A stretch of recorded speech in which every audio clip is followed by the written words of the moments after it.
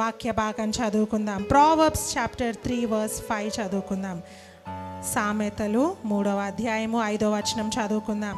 సొలొమోను మహారాజు చక్కటి జ్ఞానంతో చెప్తున్న మాట ఇది. ఒకసారి చదువుకుందాం. నీ స్వబుద్ధిని ఆధారము చేసుకొనక నీ పూర్ణ హృదయముతో యెహోవా యందు నమ్మిక ఉంచుము. ఏది ఆధారం చేసుకోవద్దంట? స్వబుద్ధి. స్వబుద్ధి అంటే సొంతగా మనకు నిజంగా మనకు మనమే తెలివిమంతులం అనుకుంటూ ఉంటాం. మనల్ని మించిన వారు లేరు అనుకుంటాం. నాకు అనిపించింది అక్క ఆ సబ్జెక్ట్ తీసుకోవాలని, ఇంకంతే నేను డిసైడ్ అయిపోయినా. నాకు అనిపించింది అక్క పలానా వ్యక్తే నాకు లైఫ్ పార్ట్నర్ అని, ఇంకంతే నేను డిసైడ్ అయిపోయినా. అన్నీ నా చాయిస్, నా ఆలోచనలు. తర్వాత జరిగే పరిణామాల గురించి చాలామంది యవన బిడ్డలు ఆలోచన చేయట్లేదు. ఒక బ్రదర్ 3 days బిఫోర్ నాకు కాల్ చేసి, సిస్టర్ మీరు మా ప్రాంతంలో వాక్యాన్ని ప్రకటించడానికి రమ్మని పిలిచినప్పుడు నేను అన్నాను షూర్ అన్నా నేను వస్తాను అన్నప్పుడు ఆయన చెప్తున్న మాట ఏంటంటే 100 పెళ్ళిళ్ళు జరిగితే 10 మంది విడాకులు తీసుకుంటున్నారు సిస్టర్. వివాహం అంటే లెక్క లేకుండా పోయింది. భార్యాభర్తలకి ఒకరి మీద ఒకరికి ట్రస్ట్ లేకుండా పోయింది. ఎన్నో భయంకరమైన విషయాలు జరుగుతూ ఉన్నాయి. సో చక్కటి వాక్యము మీరు ప్రిపేర్ అయ్యి రండి అని ఆయన చెప్పాడు. ఎటువంటి స్థితిగతుల్లో మనం ఉంటా ఉన్నామంటే అపవాది ఏర్పరచుకున్న వారిని సహితం ఏం చేస్తుందంట? తొలగిస్తూ ఉంది త్రోవలో నుండి.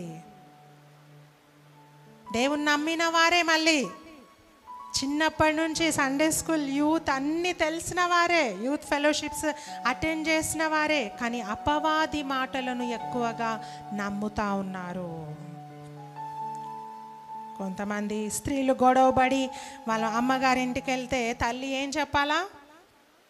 అమ్మా వెళ్ళు, నీ భర్త ఇల్లే నీకు క్షేమము, నువ్వు అక్కడ ఉంటే నీకు విలువ ఉంటుంది, కొంచెము తగ్గించుకో, కొంచెం అడ్జస్ట్ చేసుకో అని తల్లిదండ్రులు చెప్పాలా. కానీ ఈ మధ్యకాలంలో తల్లిదండ్రులు చెప్తా ఉన్నారంట, నీకేం తక్కువ, నువ్వెందుకు పడుతున్నావు మాటలు, అవసరమే లేదు, నువ్వు ఇడుండు, నేను రాణిలాగా చూసుకుంటామంటున్నారంట.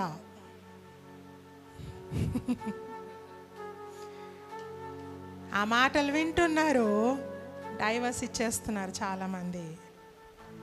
వాక్యానికి విరుద్ధంగా వెళ్ళకూడదు. అది ఎవ్వరు చెప్పినా సరే అది దేవుని వాక్యంలో ఉన్నదా అనేది మనం ఆలోచన చేయాలి. నిజంగా దేవుడు అంటున్నాడా?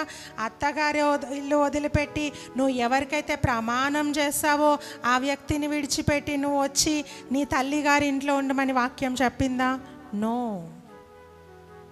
నువ్వు ఒక్కసారి వాగ్దానం చేసావంటే లైఫ్ లాంగ్ దాని మీద కట్టుబడి ఉండాలా, కష్టమైన ఇబ్బంది అయినా.